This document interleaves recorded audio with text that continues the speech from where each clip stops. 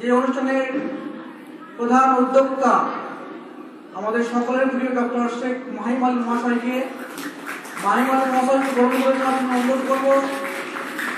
আমাদের ডক্টর কালাম মডেল মিশনের assistant secretary আওয়াল শেখ মহাশয়কে